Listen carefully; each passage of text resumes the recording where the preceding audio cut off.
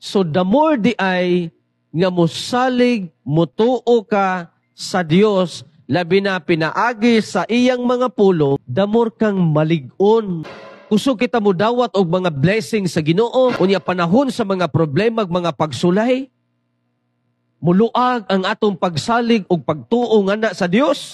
Sa ato pa dawaton pud nato ni, kay gitugot ni siya sa Ginoo sa atong kinabuhi. Ingon ana, ang tao nga pirming magpaduol sa Dios, mga kaigsunan, mga kagalaan. Si Job, so wala pa mahitabo ang maong dagkong mga problema.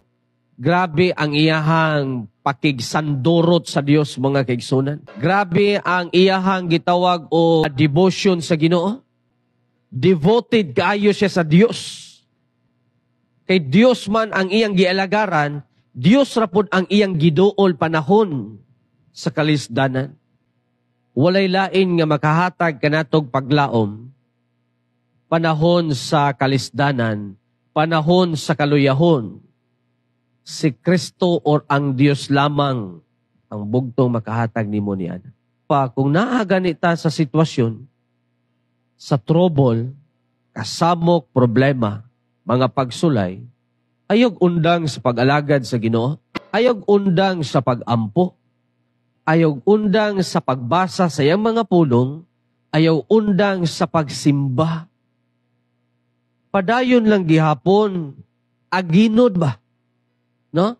Bahalag nihinay ang imong pag-alagad sa Ginoo.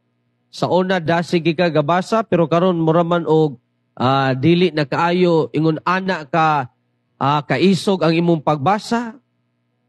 Kinahalagi ka sa sitwasyon nga gisulayan ka or naa ka sa sitwasyon nga gidevelop sa Ginoo ang imong pagsalig, gidevelop sa Ginoo ang imong pagtuo ngadto kaniya. So kung muundang ka, unsaon man pagdevelop?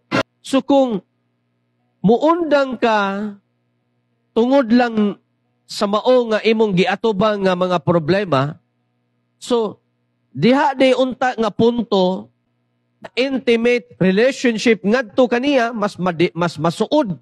Unta ka ngadto sa Dios, ay ni undang minuong kas pagsimba. Giblame pa gyud mo ang Ginoo.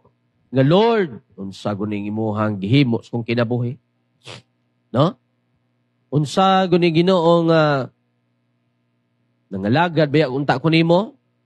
Naghatag ko sa imuhang ministry. Giboy-boy na inoong Ginoo, mga kaigsunan. Kung niabot man gani sa punto sa imong kinabuhi, ang kaluyahon, naapsan ka ba? Naapsan ka sa imuhang kaluyahon. Muna gingon, kung naluya ka, luya lang. Ayog undang sa pag-alagad. No? Ang atong paglaom mao ang Dios. Ang atong gilaoman bugtong Dios, mga kaigsunan. So kung nihinay ang imuhang pag-alagad sa Ginoo, ipadayon. Balag hinay. No? Kay total ang atong pag-alagad sa Ginoo, dili man ipadasigay. No? Wala ta mag-base sa kadasig. Ang atong gibasihan, kung giunsa nato pag lahutay ang lumba nga atong giapilan. Kay kung diri sa kalibutan paligunay, no, pakusganay, padasigay, ato kas mga atleta, pakusganay man gina.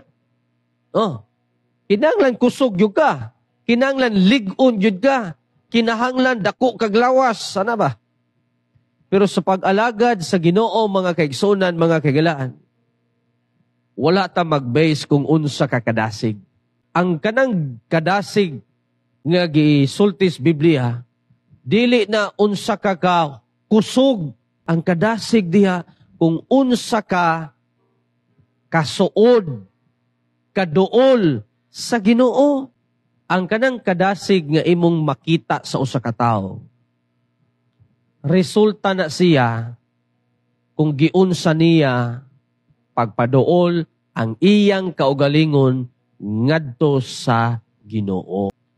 Kung ginadevelop nimo ang imong kaugalingon sa pakigsuod sa Ginoo, ang resulta, mga kaigsunan, mga kagalaan, malipayon kay ka. Mo na makaingon ng tao nga dasig kayo si kuan ba? Tungod kay ingon ana man ang iyang suod ang Ginoo. Damor magud ka nga makigsuod sa Ginoo.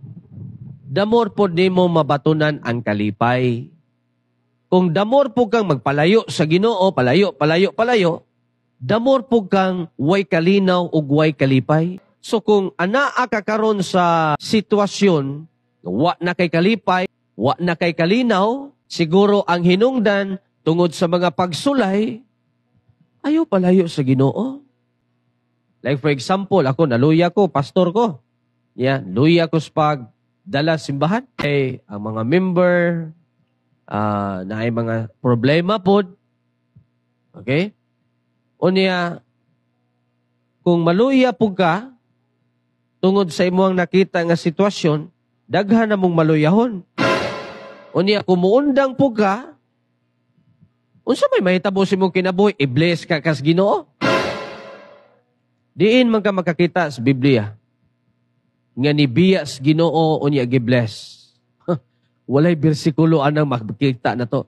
From book of Genesis down to book of Revelation, wala kay mabasa nga mga Kristohanon nga nipalayo sa Ginoo, gipanalanginan pag-ayo sa Ginoo.